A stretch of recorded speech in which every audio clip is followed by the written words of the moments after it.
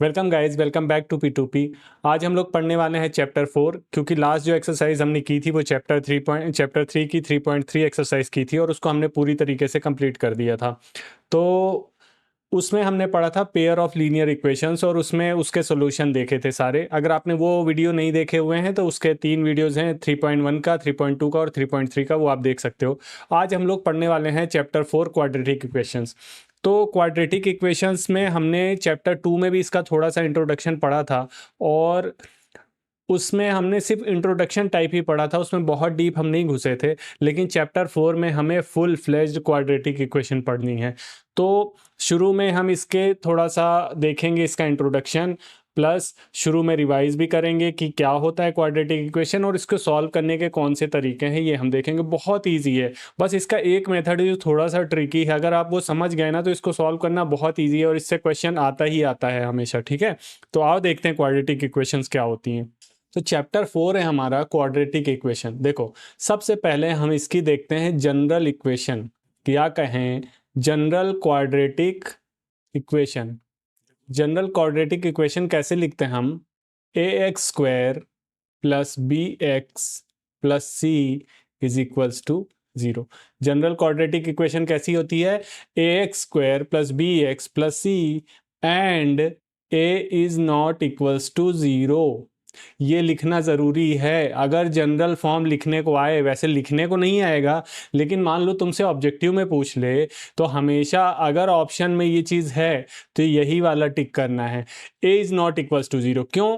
क्योंकि अगर ए को मैं 0 रख दूं, मान लो मैंने यहाँ पे 0 रख दिया, तो 0 into x square plus B x plus C, तो ये टर्म तो 0 हो गई, तो सिर्फ क्या बचेगा? बी एक्स प्लस सी। अब यहाँ एक्स की पावर क्या बची? 1। तो ये कौन सी इक्वेशन हो गई? जिसमें भी एक्स की पावर होती है 1 होती है, वो कौन सी इक्वेशन होती है? Linear equation. ठीक है, तो इसीलिए ए कभी भी 0 नहीं हो सकता। तो यही लिखा है कि जनरल क्वाड्रेटिक इक्वेशन जो है उसमें क्या है? जनरल क्वाड्रेटिक इक्वेशन में है A x square plus B x plus C is equals to 0 where A can not be equals to 0। आप समझ में आया? ठीक है, तो हमने देखा जनरल क्वाड्रेटिक इक्वेशंस क्या होती हैं। अब देखो, इसमें डिग्री कितनी होती है? डिग्री डिग्री मतलब होता है हाईएस्ट पावर ऑफ एक्स। तो कितना हो जाएगा? 2। हाईएस्ट पावर ऑफ एक्स कितनी है यहाँ पे? 2। तो इसकी डिग्री मतलब क्वाड्रेटिक इक्वेशंस की डिग्री कितनी होती है? हमेशा 2। ये हम चैप्टर 2 में पढ़ चुके हैं, फिर से हम लोग रिवाइज कर रहे हैं। तो जनरल क्वाड्रेटिक इक्वेशन हमने देख ली, उसकी डिग्री देख ली। अब आपको पता है कि जीरो ऑफ क्वाड्रेटिक इक्वेशन या कहें जीरोज ऑफ क्वाड्रेटिक इक्वेशन, इसी को जीरोज को भी हम क्या कहते हैं? रूट भी कहते हैं। तो या तो कहेगा रूट ऑफ क्वाड्रेटिक इक्वेशन या कहेगा जीरोस ऑफ क्वाड्रेटिक इक्वेशन, दोनों बात एक ही है। ठीक है, तो जीरोस ऑफ क्वाड्रेटिक इक्वेशन या रूट ऑफ क्वाड्रेटिक इक्वेशंस क्या होते हैं वो हम अभी देखेंगे। पहले समझते हैं कि जीरोस कितने हो सकते हैं। देखो, जितनी डिग्री होती है किसी भी इक्वेशन की, अगर जितनी डिग्री होती है मैक्सिमम उतने रूट्स हो सकते हैं। ठीक है, तो मैक्सिमम कितने रूट्स हो सकते हैं यहाँ पे? Maximum 2। Maximum number of roots कितने होंगे? 2। ठीक है, जीरोस ऑफ क्वाड्रेटिक इक्वेशन कितने होंगे? मैक्सिमम कितने होंगे? 2, क्योंकि इसकी डिग्री क्या है? 2। मैक्सिमम 2 होंगे, मिनिमम क्या हो सकते हैं? एक भी ना हो, या 1 हो, या 0 हो। समझ गए? तो मैक्सिमम नंबर ऑफ रूट्स या मैक्सिमम नंबर ऑफ रूट्स को ही क्या कहेंगे? जीरोस। कितने होंगे? 2। देखो फिर से बता रहा हूं, क्वाड्रेटिक इक्वेशन कैसी है? A x square plus B x plus C is equals to 0 where A can not be equals to 0। उसका रीजन मैंने समझा दिया। दूसरा, इसकी डिग्री कितनी है? डिग्री मतलब मैक्सिमम पावर ऑफ एक्स, तो मैक्सिमम पावर ऑफ एक्स कितनी है? 2, तो डिग्री हो गई 2। अब जीरोज ऑफ क्वाड्रेटिक इक्वेशन या रूट्स ऑफ क्वाड्रेटिक इक्वेशन क्या होते हैं? मैक्सिमम रूट्स कितने होंगे? मैक्सिमम रूट्स होंगे जितनी डिग्री होती है, तो डिग्री कितनी है? 2, तो मैक्सिमम रूट्स हो गए 2। मैक्सिमम रूट्स, मिनिमम कितने हो जाएंगे? एक भी रूट ना हो या एक ही रूट हो। समझ में आया? अभी देखेंगे वो कंडीशंस कैसी बनती हैं। तो इतना क्लियर हुआ। अब देखते हैं इसको सॉल्व कैसे कर सकते हैं। ठीक है, तो मान लो हमारे पास है क्वाड्रेटिक इक्वेशन। ठीक है, कौन सी? कैसे है? A x square plus B x plus C is equals to 0 where A can not be equals to 0। तो इसको सॉल्व करने के 2 मेथड्स होते हैं। ठीक है, 2 मेथड। अगर कोई कहे कि इसको सॉल्व कर दो तो दो मेथड होते हैं, एक होता है शॉर्ट, एक होता है थोड़ा सा लॉन्ग। लॉन्ग है तो थोड़ा इजी है, शॉर्ट है तो टफ है। टफ नहीं, कंपैरेटिवली बोल रहा हूं मैं, वो टफ बिल्कुल नहीं है, लेकिन अगर इन दोनों में कंपैरिजन किया जाए तो शॉर्ट वाला थोड़ा सा टफ है, क्योंकि उसमें थोड़ा सोचना पड़ता है। लॉन्ग वाले में सोचना नहीं पड़ता है, उसमें फॉर्मूला लगाना पड़ता है। तो इसको बोलते हैं फैक्टराइजेशन, फैक्टराइजेशन मेथड। क्या बोलते हैं इसको? Factorisation method. इसको बोलते हैं डिस्क्रिमिनेंट मेथड। तो हमारे पास दो मेथड्स आ गई, फैक्टराइजेशन मेथड और डिस्क्रिमिनेंट मेथड। अब देखो हमारे पास इक्वेशन कैसी होती है, A x square plus B x plus C. यहाँ भी इक्वेशन तो सेम होगी, A x square plus B x plus C is equals to zero, is equals to zero. अब इसमें से अगर क्वेश्चन में बोल देता है कि फैक्टराइजेशन मेथड से करना है तो तुमको फैक्टराइजेशन से ही करना पड़ेगा, और अगर बोल देता है कि डिस्क्रिमिनेंट मेथड से करना है तो तुमको उसी से करना पड़ेगा। इसका मतलब है हमको दोनों मेथड आना ज़रूरी है। ऐसा नहीं है कि इजी मेथड जो है वो हम सीख लें और टफ मेथड छोड़ दें, ऐसा नहीं हो पाएगा। तो टफ कुछ भी नहीं है, और फैक्टराइजेशन मेथड जो है उसको सिर्फ आपको थोड़ा सा दिमाग में सोचना है, वो तुरंत सॉल्व हो जाता है। मतलब डिस्क्रिमिनेंट मेथड बहुत बड़ा जाएगा, 2 पेज में जाएगा, और फैक्टराइजेशन मेथड हो सकता है आधे पेज में खत्म हो जाए या मैक्सिमम टू मैक्सिमम 1 पेज में जाएगा, ठीक है। लेकिन डिस्क्रिमिनेंट मेथड बहुत बड़ा जाता है, ठीक है। तो इसीलिए हम सोचेंगे, आपको ही सोचना है कि मैं फैक्टराइजेशन मेथड ही सॉल्व करूं तो ज़्यादा अच्छा है, ठीक है। क्योंकि क्वाड्रेटिक इक्वेशन अभी भी पढ़ना है, 11th में भी पढ़ना है, 12th में भी पढ़ना है, कॉलेज में भी पढ़ना है, हमेशा ही पढ़ना है। क्वाड्रेटिक इक्वेशन का यूज आता ही रहता है, तो फैक्टराइजेशन ही सीखना है। अब देखो फैक्टराइजेशन मेथड में करते क्या है, देखो हमारे पास ये एक्स स्क्वायर के साथ क्या कांस्टेंट है, ए। एक्स स्क्वायर का कांस्टेंट क्या है, ए।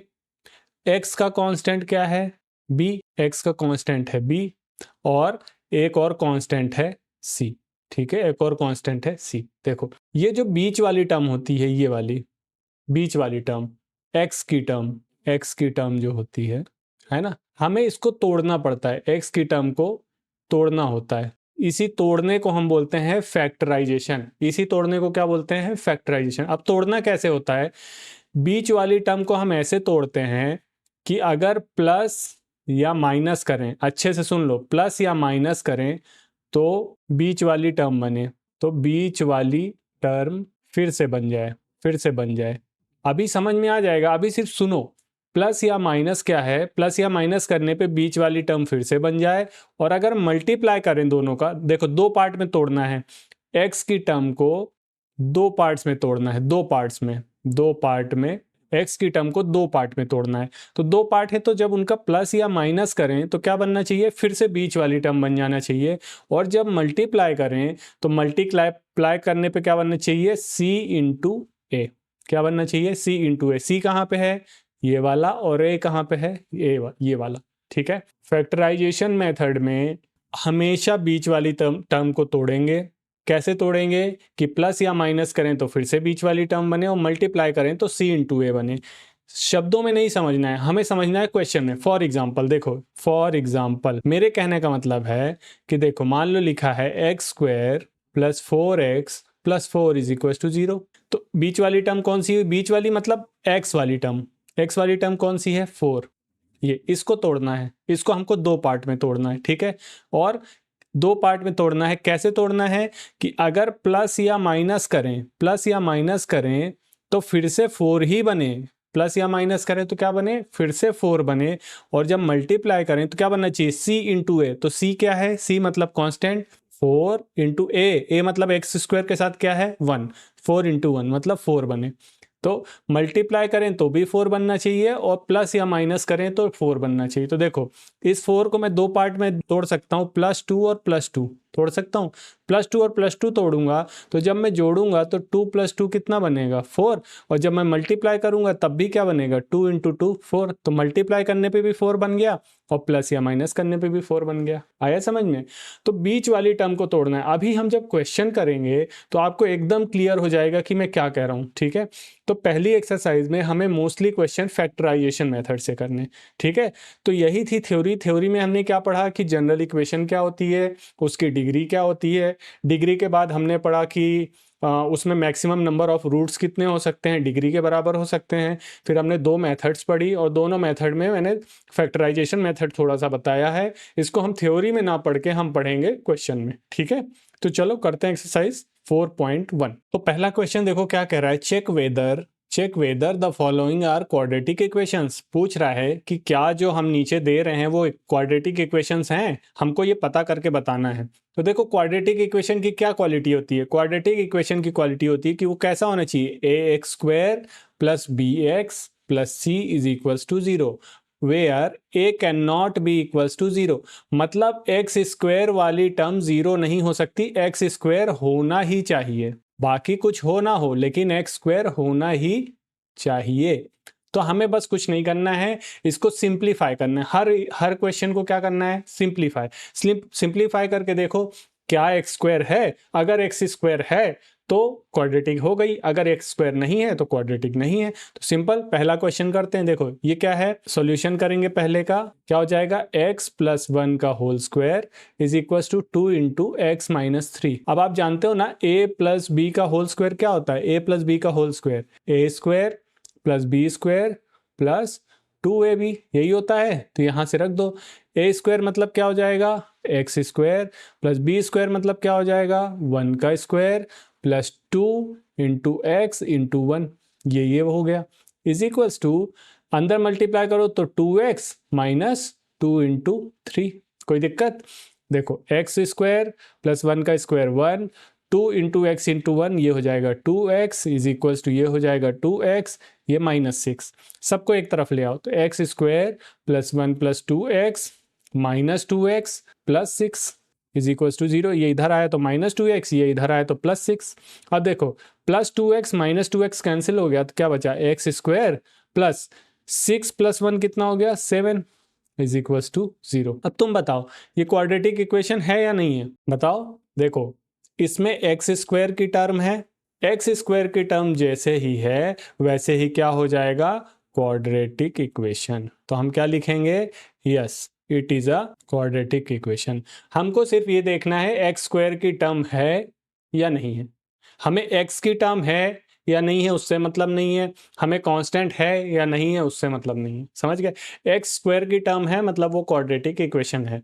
इसी का एक पार्ट करते हैं, सेकंड देखो सेकंड है x square minus 2x is equals to minus 2 into 3 minus x. ठीक है, क्या लिखेंगे, सिंप्लीफाई, हमेशा सिंप्लीफाई करके इस फॉर्म में लेके आना है। किस फॉर्म में, x square plus B x plus C is equal to 0। मतलब सबको एक तरफ और इक्वल टू 0 लाने के बाद ही डिसीजन लेना है। ऐसा नहीं कि ऐसे देख लिया, सीधे ऐसे देख लिया कि हाँ यहाँ पे तो एक्स स्क्वायर है तो सीधे लिख दो कि नहीं क्वाड्रेटिक इक्वेशन है, ऐसा मत करना, नहीं तो क्वेश्चन पूरा गलत हो जाएगा। तो हम क्या करेंगे, सिंप्लीफाइंग करेंगे तो क्या हो जाएगा, x square minus 2x is equal to, इधर मल्टीप्लाई करो तो माइनस 2 इंटू 3 माइनस ये वाला क्या हो जाएगा, माइनस 2 इंटू एक्स।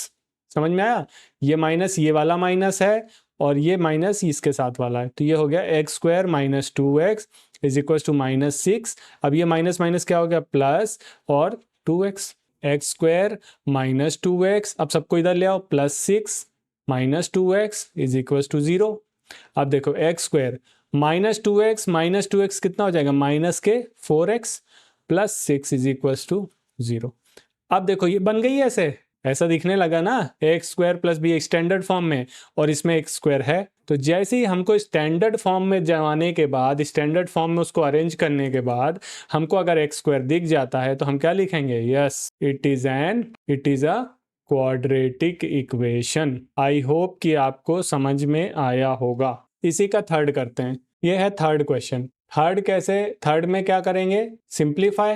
हमेशा क्या करना है, जब भी पूछे क्वाड्रेटिक है या नहीं है तो हमेशा क्या करेंगे, पहले सिंप्लीफाई मल्टीप्लाई करो। तो मल्टीप्लाई करेंगे तो x इंटू एक्स आएगा, फिर प्लस 1 इंटू एक्स आएगा, फिर माइनस 2 का करो तो माइनस 2 इंटू एक्स आएगा और माइनस 2 इंटू क्या आ जाएगा, 1 इज इक्वल टू, अब इस तरफ देखो, x इंटू एक्स आएगा प्लस 3 इंटू एक्स आएगा माइनस 1 इंटू एक्स आएगा और माइनस 1 इंटू 3 आएगा। जब भी माइनस का मल्टीप्लाई होता है तो साइन चेंज हो जाते हैं। ये हो गया x square plus x minus 2x minus 2 is equal to ये हो गया x square plus 3x minus x minus 3, सबको इधर ले आओ, एक्स स्क्वायर ये प्लस एक्स और ये माइनस 2x, क्या बचेगा माइनस का x बचेगा -2, उसको इधर के लेके आओ, ये माइनस एक्स स्क्वायर ये वाला, और यहाँ प्लस 3x माइनस 2x कितना, ये प्लस 2x बचना चाहिए है ना, तो इसको इधर जब लाएंगे तो ये कितना होगा -2x और ये +3 इज इक्वल टू 0। अब देखो एक्स स्क्वायर प्लस का और एक्स स्क्वायर माइनस का कैंसिल हो गया, अब ये -2x और -x, तो ये कितना हो जाएगा -3x, ये -x और ये -2x, ये कितना हो गया -3x और ये +3 -2, तो ये +1 इज इक्वल टू 0। ये बचा। आ गया स्टैंडर्ड फॉर्म में। स्टैंडर्ड फॉर्म कैसा होता है, ax square plus bx plus c is equal to 0। लेकिन यहाँ पे एक्स स्क्वायर की कोई टर्म है क्या, एक्स स्क्वायर है क्या, नहीं है, that means no it is not quadratic. तो हमने दोनों टाइप के एग्जाम्पल देख ली कि कब क्वाड्रेटिक होगा और कब क्वाड्रेटिक नहीं होगा। तो आई होप कि अब आप आगे के क्वेश्चन ऐसे जिसमें ये पहचानना हो कि क्वाड्रेटिक है या नहीं है वो आप आराम से कर लोगे, ठीक है। तो ऐसे ही इसी का फर्स्ट का फोर्थ है, फिर फिफ्थ है, फिर सिक्स्थ है, उसमें मैं अब नहीं पे जा रहा हूँ। मैं एक और क्वेश्चन आपको इसमें से करा देता हूँ, बाकी आपको करना है। तो हम लोग देखो इसमें से कर लेते हैं सेवेंथ वाला, थर्ड के बाद हम करते हैं फर्स्ट का सेवेंथ, ठीक है। टोटल फर्स्ट में है 8 क्वेश्चंस, ठीक है ना। तो हमने फर्स्ट सेकंड थर्ड 1 2 3 कर लिया है, 4 5 6 एंड 8 ये आपका होमवर्क, क्योंकि इसमें कुछ भी नहीं है, इसमें आपको सिंप्लीफाई करना है, आपका भी टाइम बचेगा मेरा भी टाइम बचेगा, इसमें आपको सिंप्लीफाई करना है और आखिरी में ये देखना है कि इसमें एक्स स्क्वायर की टर्म है या नहीं है। अगर टर्म है तो क्या कह दोगे, क्वाड्रेटिक है, अगर टर्म नहीं है तो क्या कह दोगे, क्वाड्रेटिक नहीं है। तो हम सेवेंथ करते हैं क्योंकि सेवेंथ थोड़ा सा बड़ा है, ठीक है। ये है सेवेंथ क्वेश्चन। तो हम क्या लिखेंगे, सिंप्लीफाई किया। तो सिंप्लीफाई में देखो हमें क्या जरूरत, हमारे पास क्या है, x प्लस 2 का whole cube is equal to 2x into x square minus 1। अब ये कैसे है, हमें a प्लस बी का होल क्यूब का फॉर्मूला आना चाहिए, वो होता है a cube plus b cube plus 3ab square plus 3a square b। याद कर लो ये चीज़, ठीक है। या इसी को हम लिखते हैं a cube plus b cube plus 3ab और a प्लस बी, ठीक है। तो ये होता है a प्लस बी का होल क्यूब का फॉर्मूला। मैं हमेशा ये वाला याद रखता हूँ क्योंकि इसमें मुझे कंफ्यूजन होता है, ठीक है। a cube plus b cube plus 3ab square plus 3a square b, तो रख दो इसमें। देखो इसमें ये वाले फॉर्मूले में यहाँ पे इसको यूज करो, तो a क्यूब मतलब x क्यूब, b क्यूब मतलब 2 का cube plus 3a square, 3a मतलब x इंटू बी स्क्वायर मतलब 2 का स्क्वायर प्लस 3a स्क्वायर मतलब क्या हो जाएगा, एक्स स्क्वायर इंटू बी मतलब हो जाएगा 2 इज इक्वल टू, इसको अंदर मल्टीप्लाई करो तो 2x इंटू क्या हो जाएगा, एक्स स्क्वायर माइनस 1 इंटू क्या हो जाएगा 2x, ठीक है। ये हो जाएगा x क्यूब प्लस 2 का क्यूब होता है 8 प्लस ये हो जाएगा 2 2 जा 4 है ना, 2 स्क्वायर 4 होगा, 4 इंटू 3 क्या हो जाएगा 12x प्लस यहाँ पे 3 2 जा 6 और x square is equal to ये क्या हो जाएगा 2x cube, x into x square x cube minus 2x। सबको इधर लेके आओ, ये हो जाएगा x cube plus 8 plus 12x plus 6x square minus 2x cube minus 2x is equal to 0। अब देखो x क्यूब यहाँ पे है और यहाँ पे क्या है माइनस 2x क्यूब, यहाँ पे प्लस 1x क्यूब है और यहाँ माइनस 2x क्यूब, तो यहाँ बचेगा माइनस x क्यूब, फिर x स्क्वायर भी है हाँ प्लस 6x स्क्वायर, फिर x भी है 12x है माइनस 2x, तो ये प्लस का क्या बचेगा 10x और कांस्टेंट सिर्फ कितना है 8 इज इक्वल टू 0। ये आ गया स्टैंडर्ड फॉर्म, सब कुछ एक तरफ और 0 एक तरफ। लेकिन यहाँ पे स्क्वायर वाली टर्म तो है, लेकिन साथ में सबसे बड़ी टर्म कितनी है, एक्स क्यूब। सबसे बड़ी टर्म कितनी है, x की पावर कितनी हो गई 3। तो हमने क्वाड्रेटिक में देखा था कि हमारा स्टैंडर्ड फॉर्म क्या होना चाहिए, ax square plus bx plus c is equal to 0। उसमें कहीं भी x की क्यूब नहीं होती है। या हम कहें क्वाड्रेटिक इक्वेशन का हमने डिग्री कितना लिखा था 2, मतलब 2 पावर होनी चाहिए, 3 पावर नहीं होनी चाहिए। तो इसमें भी हम क्या लिखेंगे, no it is not quadratic. ठीक है, तो हमने पहले क्वेश्चन के कौन कौन से कर लिए, 1 2 3 एंड 7 और 4 5 6 और 8 बहुत इजी हैं, सिर्फ ऐसे ही सिंप्लीफाई करना है और एंड में देखना है। ठीक है, तो मैं चाहता हूं कि आप लोग इसको करो ताकि मैं बिल्कुल स्पून फीडिंग ना करूं आपको, जिससे आपको एग्जाम में कोई दिक्कत ना हो। देखो, मैथ्स पढ़ने का एक ही तरीका है, लोग आपको कितना भी बोलें, लेकिन मैथ्स पढ़ने का एक ही तरीका है, क्वेश्चन को सॉल्व करना। कोई कितना भी सिखा दे, अगर अपने हाथ से आप पेन नहीं चलाओगे, अपने हाथ से क्वेश्चन को सॉल्व नहीं करोगे, तो जब आप एग्जाम में बैठोगे आपका हाथ नहीं चलेगा। आपके दिमाग में क्वेश्चन चलेगा लेकिन आपका हाथ नहीं चलेगा वहां पे। ठीक है, ये बहुत एक्सपीरियंस से बोल रहा हूं मैं, इसीलिए हमेशा क्वेश्चन को खुद सॉल्व करने का ट्राई करो। तो फर्स्ट क्वेश्चन हमारा यहाँ पे एंड होता है, चलते हैं सेकंड की तरफ। देखो क्वेश्चन क्या बोल रहा है, represent following form in the form of quadratic equation. Represent following in the form of quadratic equation. Solve करने का नहीं बोल रहा है, वो सिर्फ क्या कह रहा है कि क्वाड्रेटिक इक्वेशन बना दो। ठीक है, देखो क्वेश्चन कैसे आते हैं एग्जाम में।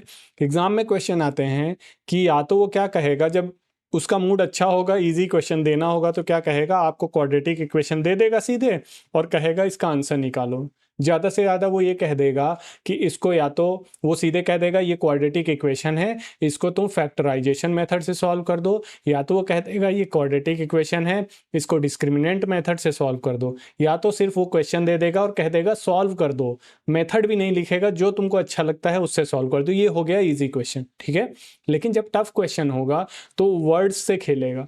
पहले वो तुमको पूरी कहानी बताएगा, उस कहानी से तुमको क्वाड्रेटिक इक्वेशन बनाना है और उस क्वाड्रेटिक इक्वेशन को उसके बाद सॉल्व करना है, तब जाके आंसर आएगा। ठीक है, तो उसी चीज का प्रैक्टिस कराने के लिए क्वेश्चन है। ये क्या कह रहा है, represent following in the form of quadratic equation. हमें क्वाड्रेटिक इक्वेशन बनाना है।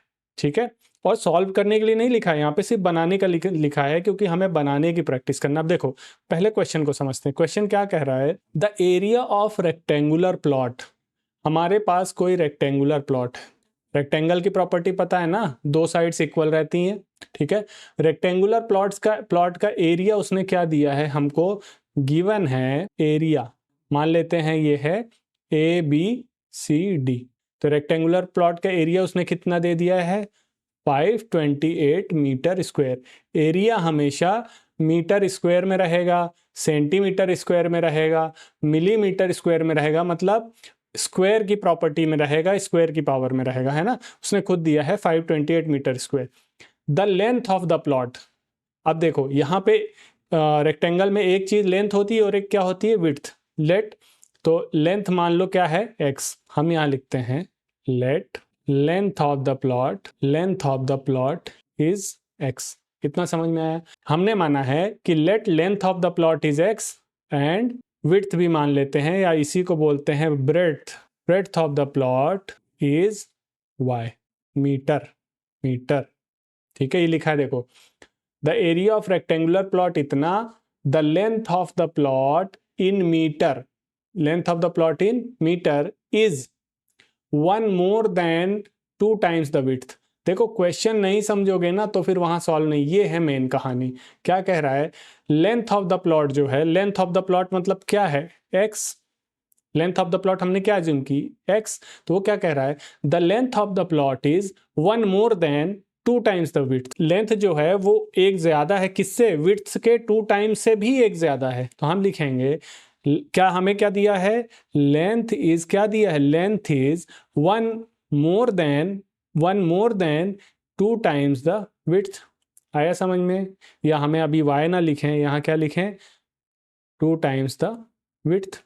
यही क्वेश्चन में दिया है ना कि हमारी जो लेंथ है वो 2 टाइम्स जो विड्थ है, 2 टाइम्स द विड्थ है, उससे भी कितना ज्यादा है, 1। फिर से पढ़ो, the area of rectangular plot, तो हमने गिवन में लिख दिया है एरिया ऑफ रेक्टेंगुलर प्लॉट इतना है। और एक और चीज हमको ये भी गिवन ही है ना, ये भी गिवन है, क्या गिवन है, length in metres is 1 more than 2 times the width. मतलब 2 टाइम्स द विड्थ से भी कितना ज्यादा है, एक और ज्यादा है। तब हम कहाँ पे पहुंचेंगे, लेंथ पे। तो अब देखो हमने लेंथ को कितना एज्यूम किया है, x is equals to 2, width को कितना एज्यूम किया, y प्लस 1। ये हमारी इक्वेशन 1 हो गई। आया समझ में। दूसरा हम जानते हैं, वी नो दैट, क्या जानते हैं हम, बहुत कुछ जानते हैं हम रेक्टेंगल के बारे में। We know that area of rectangle क्या होता है, area of rectangle is equal to क्या होता है, लेंथ इनटू विड्थ, यही होता है, लेंथ इनटू विड्थ। तो लेंथ, एरिया ऑफ रेक्टेंगल हमको कितना दिया है 528, और लेंथ कितना है x, और विड्थ कितना है y। आया समझ में? तो ये हमारी इक्वेशन हो गई। इतना क्लियर हुआ कि इक्वेशन 2 कैसे बनी और 1 कैसे बनी। वो इसने जैसे दिया था उससे इक्वेशन 1 बन गई, और एक चीज हम जानते हैं, एरिया ऑफ रेक्टेंगल, वहां से इक्वेशन 2 बन गई। अब देखो क्या करेंगे, put value of x, put value of x in, put value of x from equation 1 to equation 2।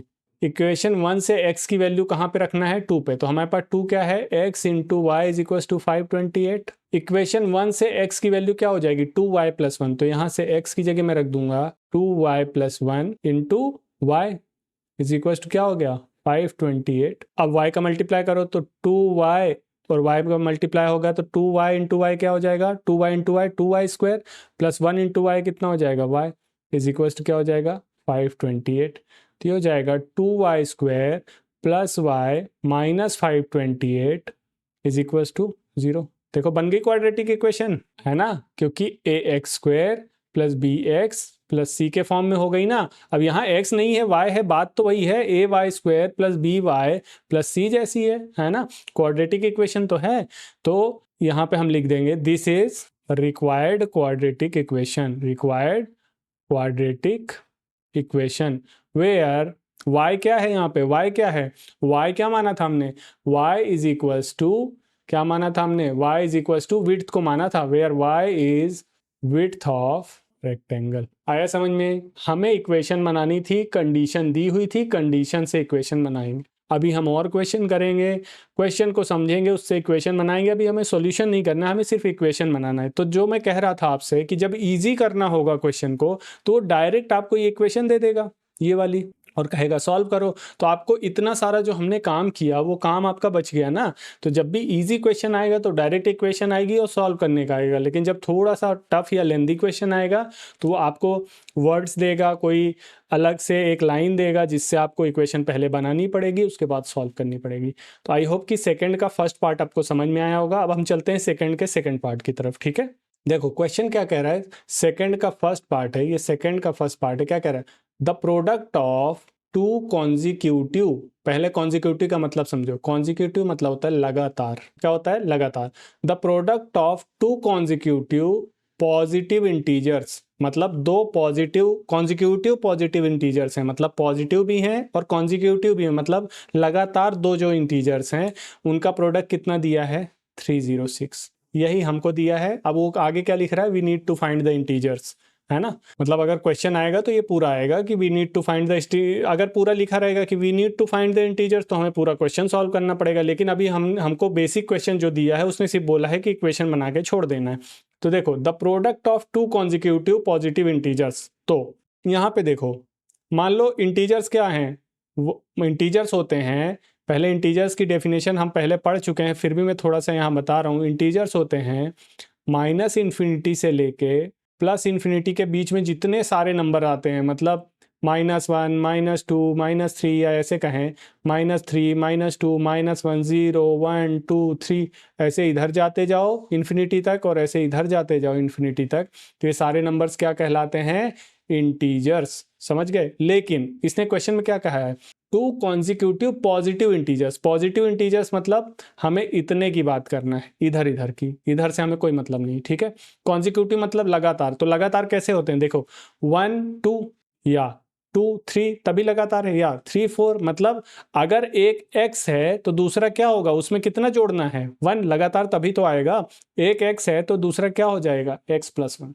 आया समझ में, ठीक है। तो हम लिखेंगे let us assume two positive consecutive integers are, क्या क्या हो सकते हैं, x एंड x + 1, तभी लगातार हो सकते हैं ना। देखो लगातार लेना है तो अगर पहली संख्या 5 है तो दूसरी संख्या क्या आएगी, 5 + 1 6, है ना। वही हमने लिखा है कि अगर पहली डिजिट x है तो दूसरी क्या हो जाएगी x + 1। तो हमने लिखा let us assume two positive consecutive integers are x × x + 1। I hope कि समझ में आया होगा। अब दूसरा उसने क्या दिया है, देयर प्रोडक्ट हमें गिवन है, गिवन क्या है, their product is equals to कितना गिवन है 306, प्रोडक्ट मतलब मल्टीप्लिकेशन, तो कहने का मतलब x इंटू एक्स प्लस 1 कितना गिवन है 306, तो मल्टीप्लाई कर लो, तो x into x plus 1 into x is equals to कितना 306, तो ये हो जाएगा x square plus x is equals to 306, तो ये हो जाएगा एक्स स्क्वायर प्लस एक्स, इसको इधर लेके आओ तो ये हो जाएगा माइनस 306 इज इक्वल्स टू 0। आ गया स्टैंडर्ड फॉर्म, इसमें x की पावर 2 है, मतलब ये क्वाड्रेटिक इक्वेशन है, तो बन गई स्टैंडर्ड फॉर्म। अब जब इसको सॉल्व करेंगे तो सॉल्व करने के बाद जो भी आंसर आएगा वो अलग बात है, अभी हमें सिर्फ क्या बनाना है इक्वेशन। कितना इजी है, अगर आप क्वेश्चन समझ गए और क्या एज्यूम करना है वो समझ गए तो तुरंत बना ले जाओगे।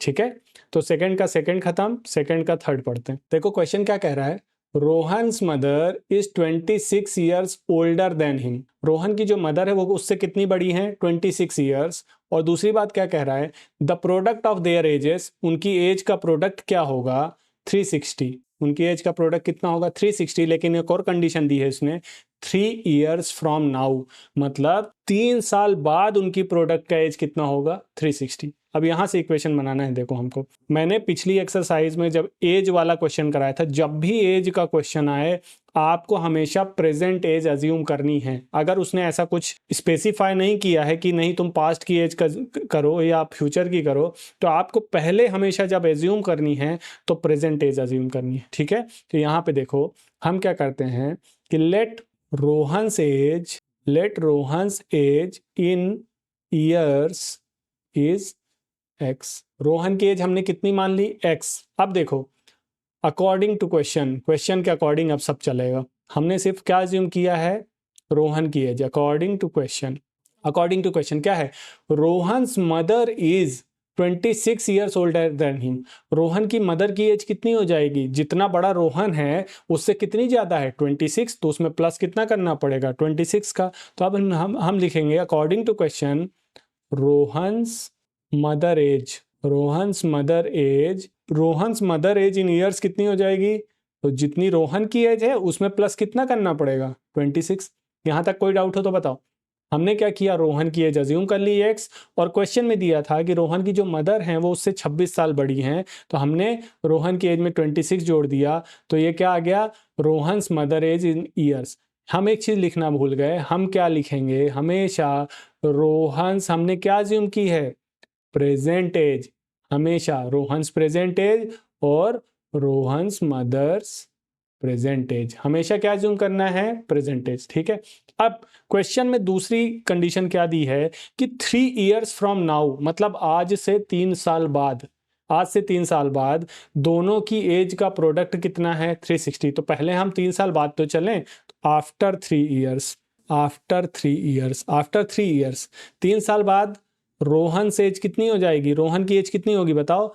अगर आज x थी, प्रेजेंट में x थी, तो 3 साल बाद x प्लस 3 हो जाएगी, समझ गए। आज 12 साल का था तो 3 साल बाद 12 प्लस 3 कितना का होगा 15 का, वही किया है। ऐसे ही सेम रोहन्स मदर एज कितनी हो जाएगी 3 साल बाद, पहले कितनी थी x प्लस 26 तो थी ही सही, प्लस उसमें और कितना जोड़ना पड़ेगा 3 साल, तो कितना हो जाएगा x प्लस 29। इतने में कोई डाउट तो नहीं है। हमने क्या किया, रोहन की प्रेजेंट एज अज्यूम करी, वहां से रोहन मदर की प्रेजेंट एज निकाली क्योंकि क्वेश्चन में वो 26 साल बड़ी थी, तो x प्लस 26, फिर 3 साल बाद में रोहन की एज में भी 3 जोड़ दिया और उसकी मदर की एज में भी 3 जोड़ दिया। अब अकॉर्डिंग टू क्वेश्चन क्या होना चाहिए, अकॉर्डिंग टू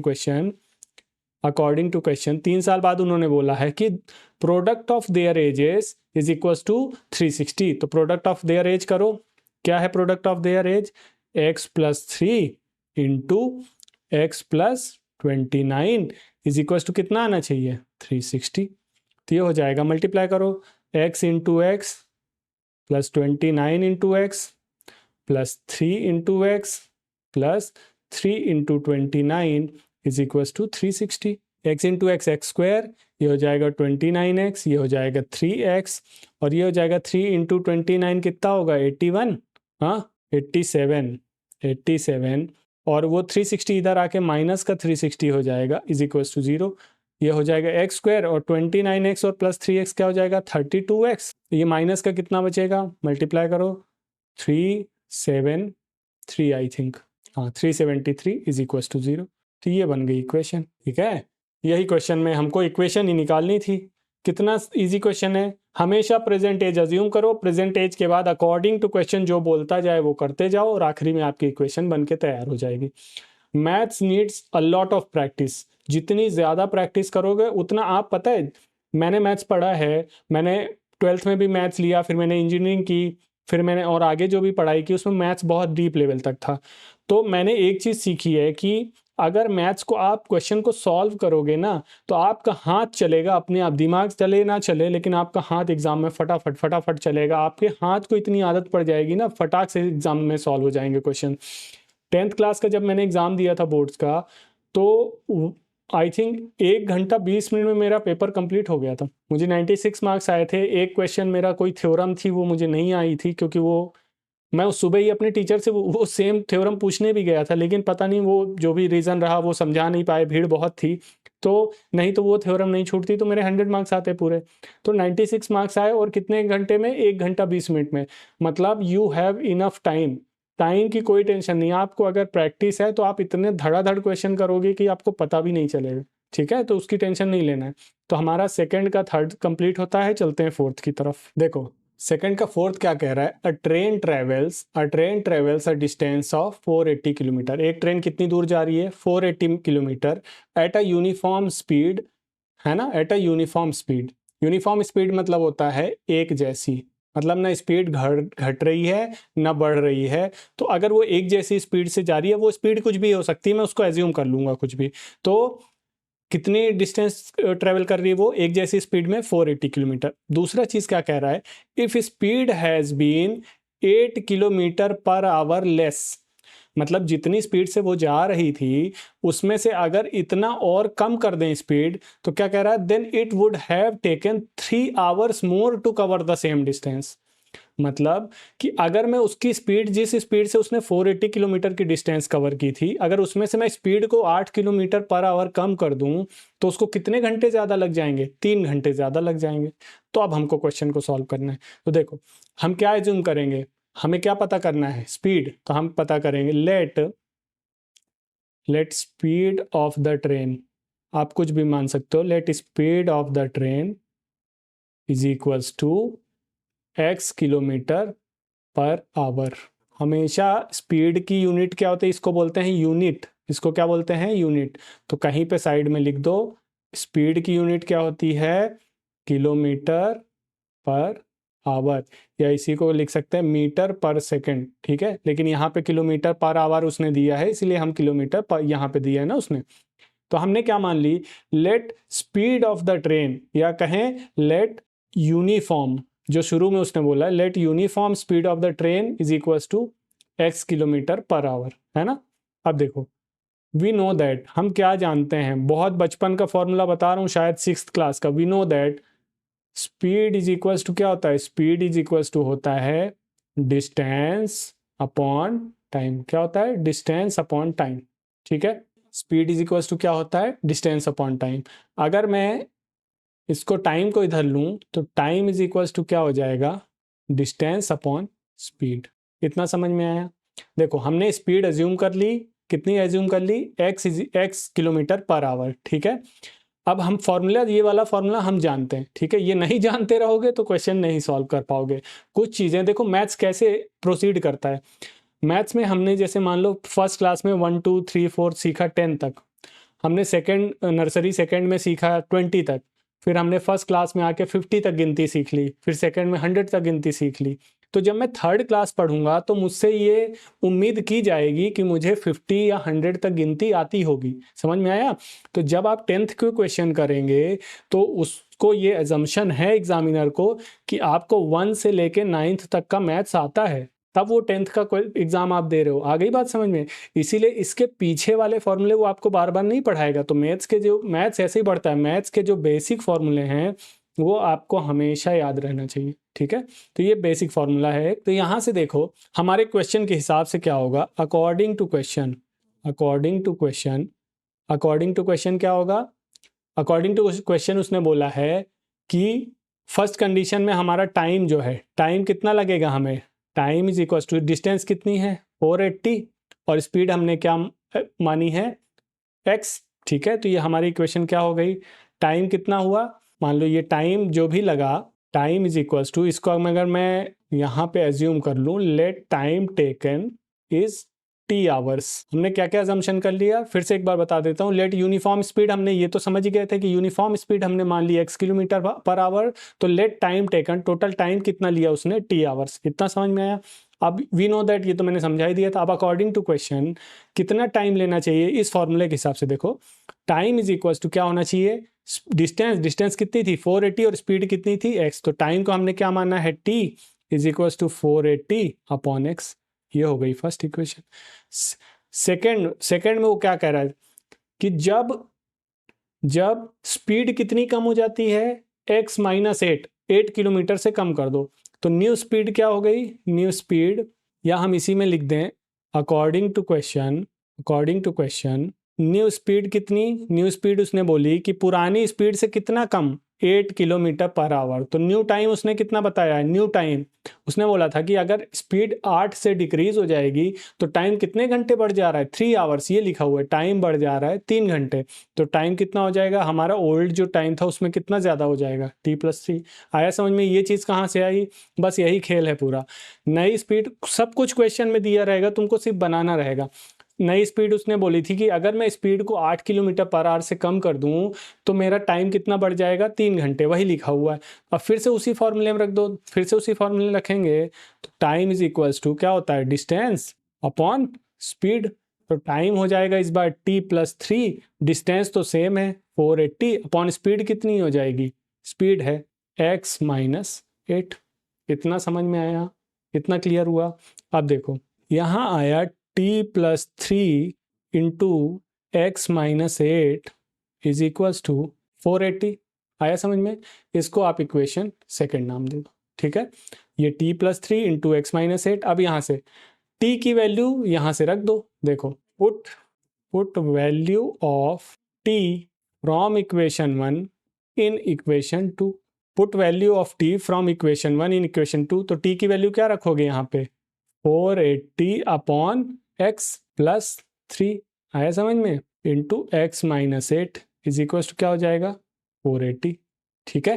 अब देखो यहाँ पे एलसीएम लो, तो एलसीएम आएगा x, तो ये हो जाएगा 480 प्लस 3 इंटू एक्स। एलसीएम ऐसे ही लेते हैं ना, एक्स एलसीएम लिया तो यहाँ तो 480, यहाँ 3 इंटू एक्स, ये हो गया ऐसे, और ये x माइनस 8 यहाँ पे है, ठीक है, इज इक्वल टू 480 अपॉन 1, ठीक है। तो यहाँ पे बचेगा 480 प्लस 3x, ये हो जाएगा x minus 8 is equal to 480 into x, ये वाला क्रॉस मल्टीप्लाई हो गया ना, यहाँ तो 1 का मल्टीप्लाई हो गया तो सेम लिख दिया, और ये 480 इंटू एक्स, अब मल्टीप्लाई करो तो हो जाएगा 480 इंटू एक्स माइनस 8 इंटू 480, है ना, plus 3x into x minus 3x into 8 is equal to क्या हो जाएगा, 480x।